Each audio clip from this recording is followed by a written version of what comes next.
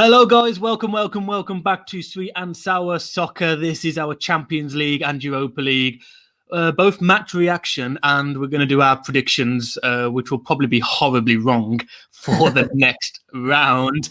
The second leg's going on into the semi-finals.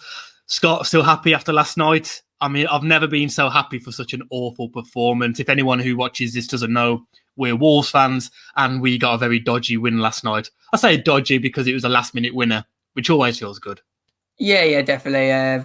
Still happy. It's probably guaranteed that we're safe next season. Hopefully that's not famous last words and something goes terribly wrong. But yeah, very happy about it. Let's move on to the Champions League and Europa League. Of course, we're not in it this year, but there's a lot of English clubs that still are. So really, really interesting first round as well. The first one, Real Madrid and Liverpool. Is this a scoreline that you thought was coming 3-1? We know Liverpool have been poor in the league, but I thought they'd switch it on for the Champions League, I must admit. Yeah, I mean, I bet Gareth Southgate was absolutely rubbing his hands at it. Obviously got slated in the week, and then Trent had an absolute disaster class, didn't he?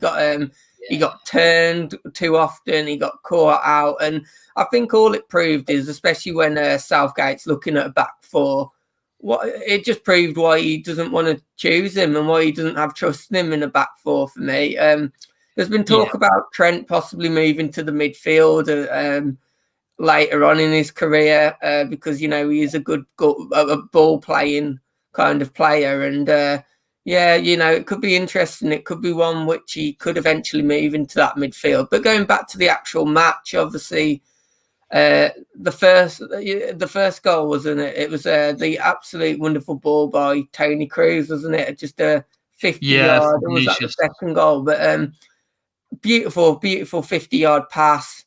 Completely split the defence. I don't actually have too much criticism of the Liverpool defence there because I just thought it was a brilliant pass, and I just thought it was just an unbelievable ball to break the defence. Yeah, that was the first goal, and as you say, I think it was Phillips and Kabak again, wasn't it? It just split them apart. It's one of those dodgy defending for the next two goals, and obviously with what happened with Trent, even worse. But 3-1 Madrid, they were at home. Klopp was moaning about the stadium, but I mean, Klopp and excuses go together like snowballs and fights, so I wouldn't listen to what Klopp's saying. But for me, I can't see. I mean, if there's any club in world football where you say it's not over, it would be Liverpool involved in a Champions League game, but it just doesn't look like the same Liverpool that we've seen over the last 3 or 4 years. I'm going to go for a Real Madrid win. I think Liverpool will score, but I think Madrid will score as well. And if Madrid do get one away goal, Liverpool have got to score 4 or at least 3 to tie. Right. So I'm going for a Real Madrid win and going through to the semi-finals. Yeah, well, I'm actually going to go against you here. I've got belief in Liverpool. I really have got some belief in Liverpool. I think going back to Anfield, obviously it's not going to be the same because they're not going to have the fans. But I'm actually going to predict a 2-0 Liverpool win. Right. Okay. So you think they'll go through an away goals? You think they're going to shut out the mighty Real Madrid? Fair enough. I just have a feeling. There's just something. I don't know how to explain it. Sometimes I just get a feeling. I just get a feeling that they're still going to pull it off. I don't think they will this time, but I mean, as I said, if anyone can, it will be Liverpool. Moving on to the next game, Manchester City 2, Borussia Dortmund 1. They thought they'd grabbed what would have been the equaliser. I think it was the 84th or 85th minute, and then good old Mr. Stockport himself, Stockport Iniesta, Phil Foden comes up in the last minute, grabs the winner. The game was pretty even. Man City dominated the possession. They could have been at one point 4-0 up, but Dortmund did have a few chances as well. A lot of City's chances weren't on target. This City team looks different. It just looks different. I think Pep realises in previous years, I think he went out to Lyon and Monaco in the quarterfinals. Marseille as well, wasn't it? Marseille, one of them, I think, as well, yeah. I think he knows this year he's got a very good chance, especially if he gets past the semi-final, because I think the winner will be on this left-hand side of the draw. Yeah. I'm going to go for a Man City win in the second leg, which will take them through. Yeah, I'd probably replicate that. I'm going to go for a Man City 2-0 win.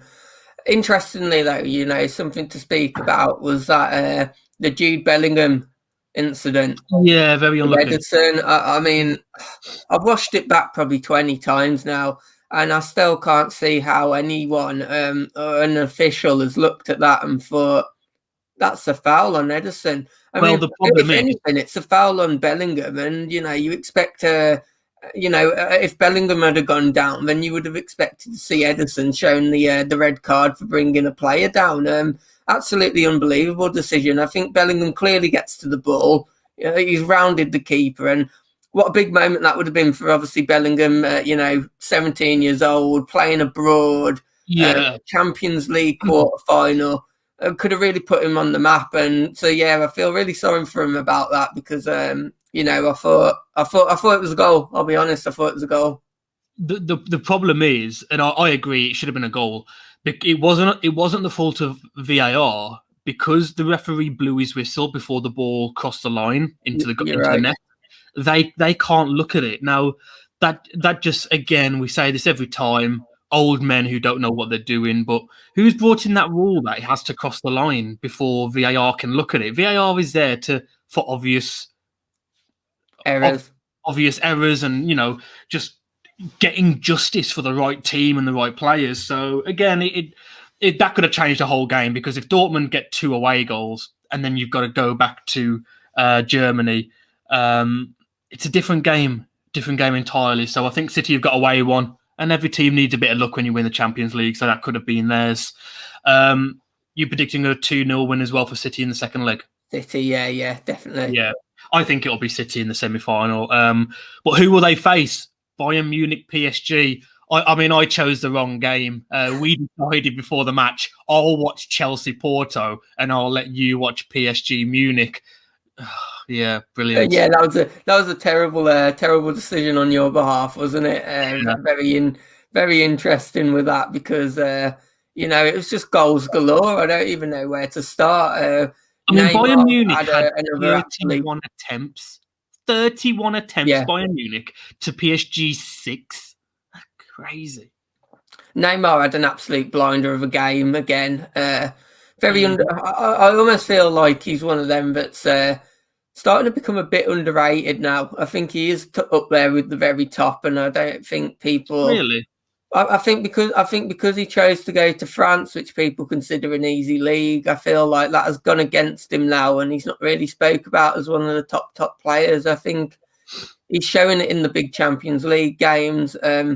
Obviously, Mbappe had another brilliant game. And it was just an all-round good game to watch, to be honest. It was exciting. There was chances all over the place. Yeah. But I didn't get to watch it. I had to settle for the highlights. But I mean, Kylian Mbappe, I think it's him and Haaland now are on that level with Messi and Ronaldo.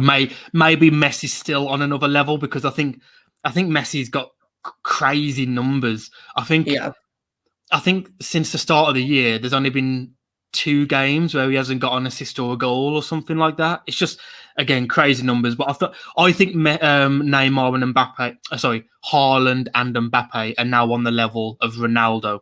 But I think Messi's still one ahead.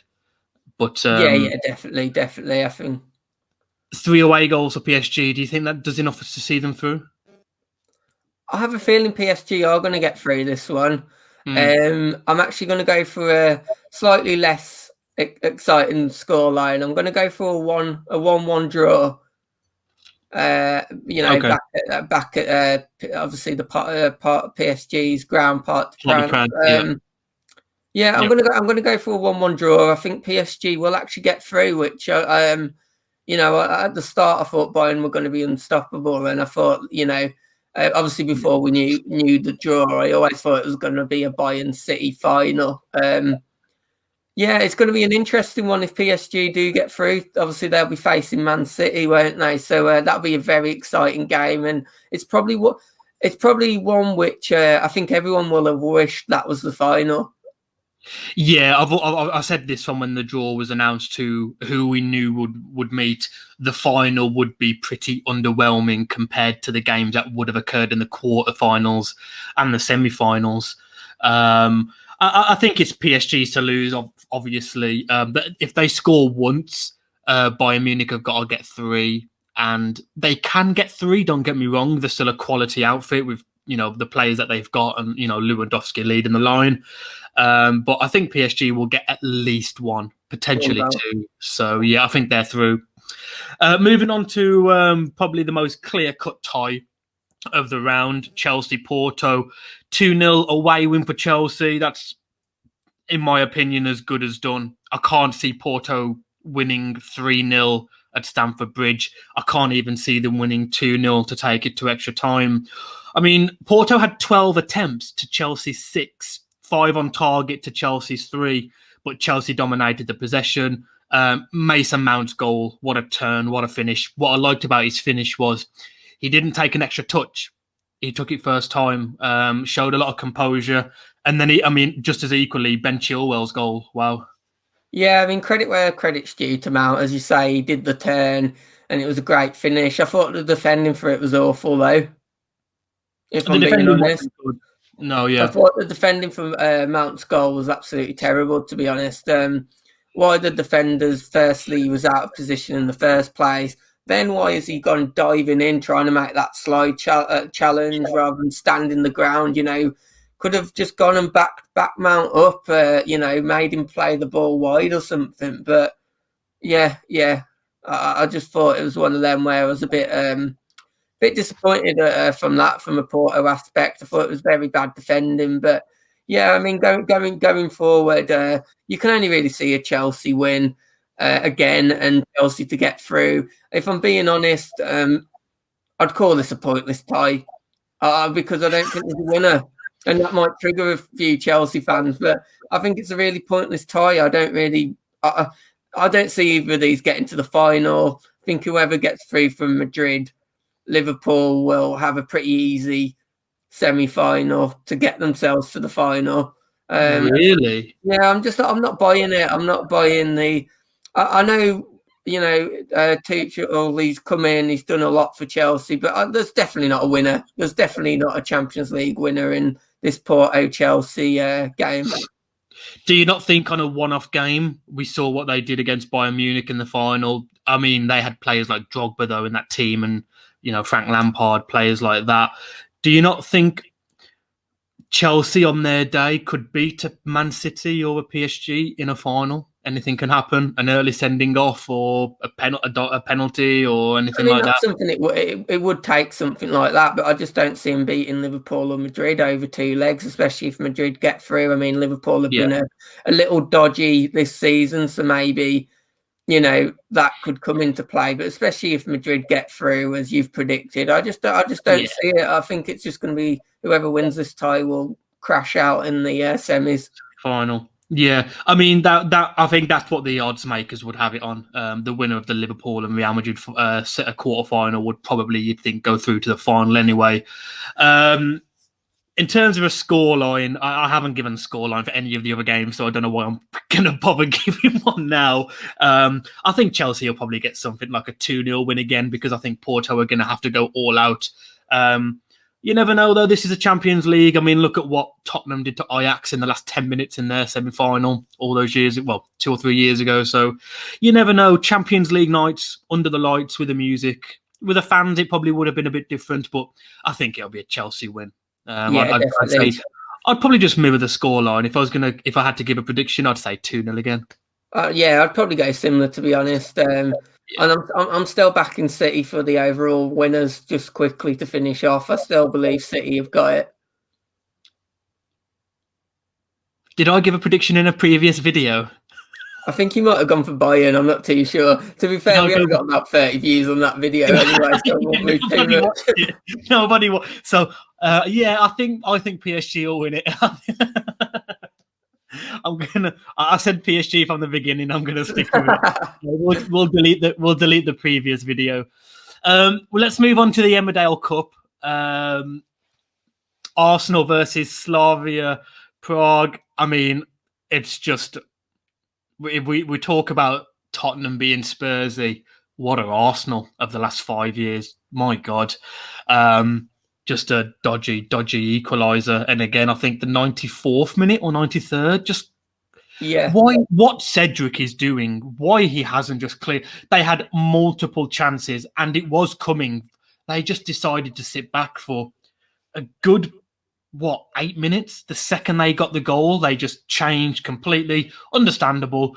The Arsenal are nowhere near the team they were 5, 6, 7 years ago, never mind 15 years ago when we were growing up watching them. So they don't have any leaders.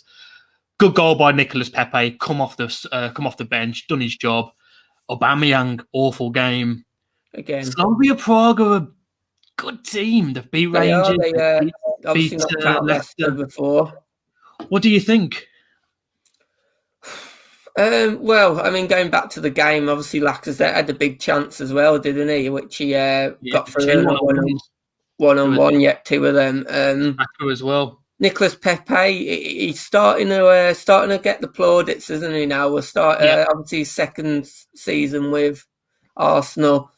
I mean, we've spoke about this before. I don't think Pepe is ever going to justify his 75 mil price tag, but that's because, as I've said before, I don't think he was worth 75 mil in Arsenal's valuation. I just think they, 15 million over 5 years. I think that's why they paid a premium for him. But starting to get the big goals in the big games, Pepe is. It's an odd one, isn't it? Because Arsenal have got to go from home second leg, but I am going to go for an Arsenal win. I'm going to go for a 2-1 Arsenal win. Right, okay. This is the hardest one out of any of the Champions League or Europa League draws to predict, because you just don't know what Arsenal's going to turn up. Will David Luiz be fit for the second leg? I don't know personally. Will Aubameyang try and find any kind of previous form before signing the mega money contract? I just don't know with Arsenal. I just don't know who they are anymore or what they do. I mean, you're correct. They could bottle it, couldn't they? They could completely bottle it. The last time these guys met, didn't they win 7-0? That was the game with, I think, Walcott had a blinder and stuff like that. That's what you expect Arsenal to be doing to teams like this, not scraping a 1-1 draw at home. Do you know what? I'm going to go for Slavia Prague because it's a hostile place to go, and I know there's no fans, but yeah, exactly. Yeah, I completely agree with you. I remember this in terms of our previous match predictions. You had Arsenal to win the whole thing, didn't you? And I said United. Yeah. I've also got a tenner on it, haven't I? At the moment, I don't check my cash out value, but it's probably still around the £20 mark. I wouldn't bother. It's probably worth about 75p. But I've got no faith in Arsenal. They've got no leaders. If you were to make a combined 11 on names, just on paper, there's probably 9 Arsenal players that get into that team, combined 11. Agreed. But when you talk about a team, leaders, impactful players, I've just got to go for Slavia. I'm going to go for Slavia Prague. And if they do go through, I don't think it'll be an upset. I don't think you'll look back and go, whoa.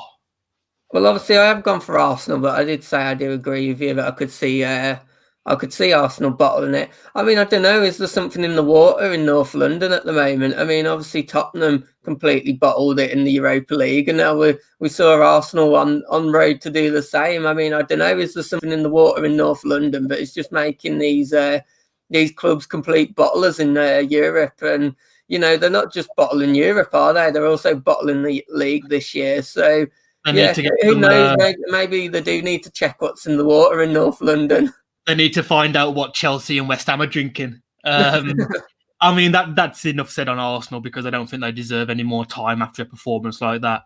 I don't think there's much time, and this is no disrespect to Man United. If anything, it's a compliment. But there's no point talking about them much. Comfortable 2-0 win. They only had three shots on target, but they had almost 70% possession. We know that Man United don't create chances. They just don't, whether it's league or domestic cups or Europa League, whatever the case may be. They don't create many chances, but against lesser opposition, they do have a lot of the ball.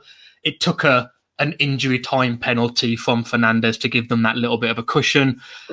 It's This is my team. I tipped to win it from the group stage. Well, just after the group stages, the last 32 or last 16. So I think it's Man United to lose. Yeah, I mean, as you say, Bruno Fernandes arrives again, doesn't he? Gets the goal. But no, to be fair, I think you're right. Not too much to say on this one. They did the job. In fact, give them credit for doing the job as well. They didn't show any signs of bottling it. They got them over they got over the line. I think, obviously they'll probably win the second leg as well. I'd probably go for another 2-0 win. And when you look what they've got either Ajax or Seville, isn't it? Is it Seville? No, they've got Ajax or Roma, I believe. Roma, isn't it? Sorry, they've either got Ajax or Roma. The other team went out my head there. Yeah, they've got Ajax or Roma in the semis. I only see them getting through to the final, and it'll be interesting to see who's on the other side more than anything. Yeah, definitely. I really hope it's Arsenal because obviously we've got a video planned for that. It'll be a feisty video of a husband and wife who one supports Arsenal, one supports Man U. So we could see a live divorce on Sweet and Sour Soccer for that game. Yeah, I mean, I just want to give a shout out to Marcus Rashford because he's taken a lot of criticism over, say, the last year or so for not really pushing on in his career, which I think is nonsense. He's not the flashy Jadon Sancho or Sterling because he's in the wrong team. He's in a dead team, but he's the first Man United player to get 20 goals in all comps in 2 consecutive seasons. I think it was since Wayne Rooney in 2009, 2010. So, congrats to Marcus Rashford. He's really starting to push on in his career. And you've got to think, if he was in a City team, or Liverpool's team, he's probably getting 30 goals a season. So let's not hold it against him because he's in a dead team, really. Let's move on to their potential second semi-final opponents, which is Ajax or Roma. Ajax a couple of years ago were, 10 minutes away from the Champions League final, going back to the famous Ajax teams of the 80s and the 70s.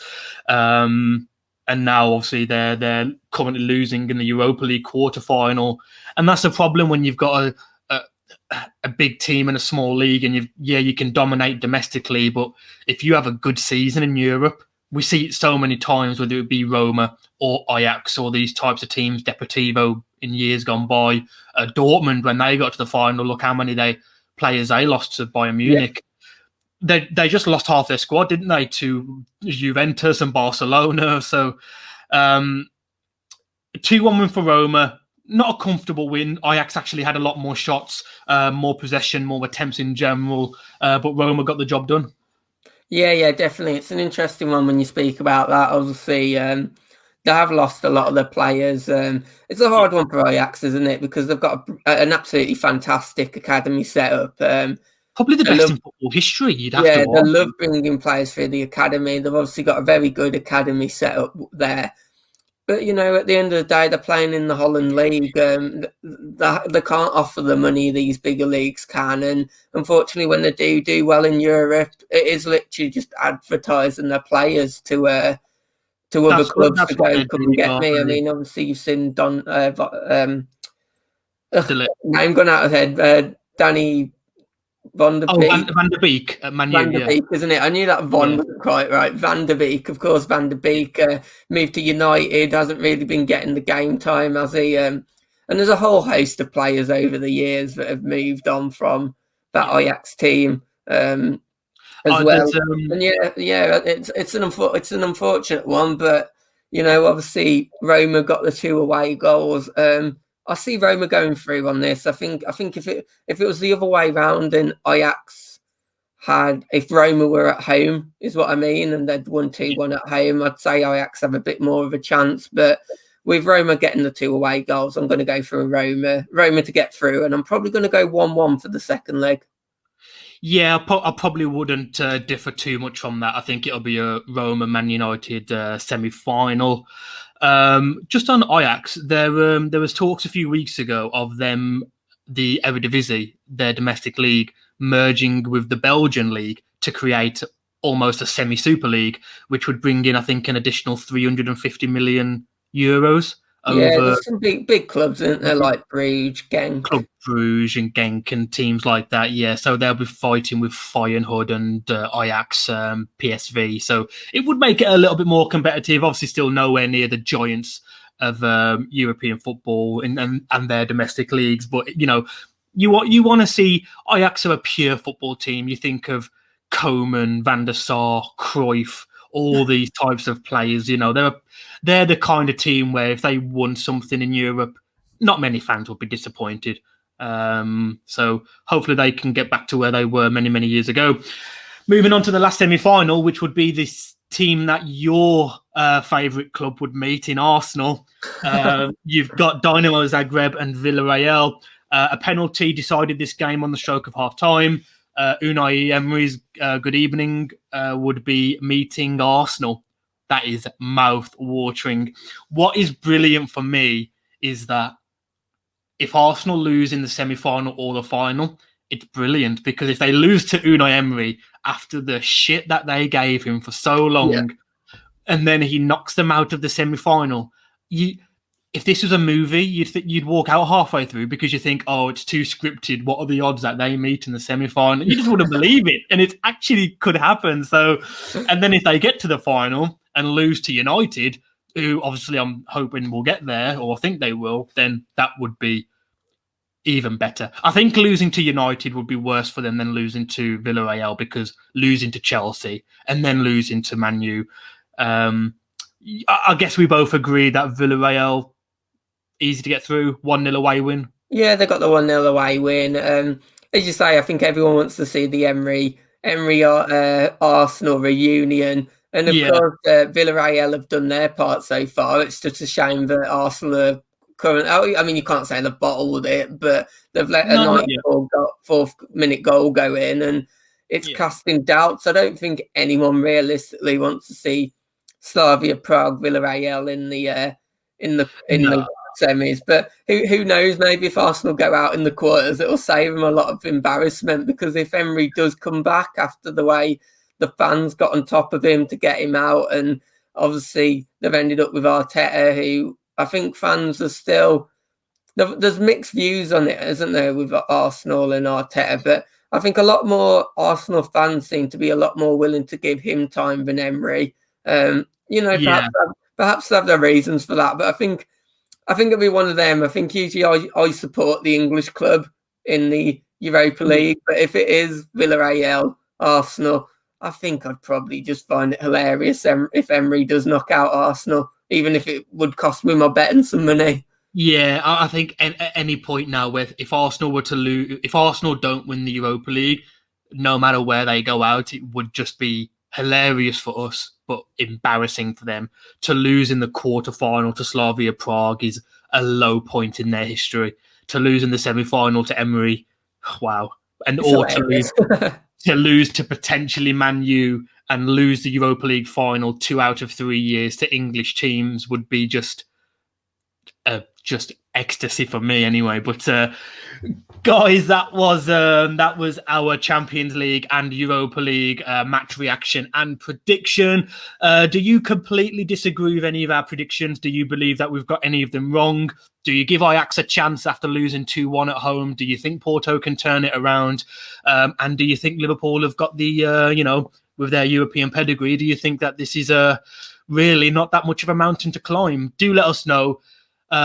Scott, I'll let you send us out with the usual as usual. Please help us out by hitting that like button, subscribe to the channel. We keep forgetting to do this at the start of the video, which is something we really need to start doing. We always leave it to the end, but yeah, if you have made it this far, guys, you've made it through 30 minutes of content now. So if you're not subscribed already, I'm going to ask the question why, because you've obviously watched 30 minutes. Why haven't you subscribed? What's going on? Why? It's free. Not a lot of things in life are free. Hitting that subscribe button is. And subscribe now before we make it a membership one day and you've got to pay. Right. Cheers, guys. And we'll see you for the next round. Yep. See you on the next one.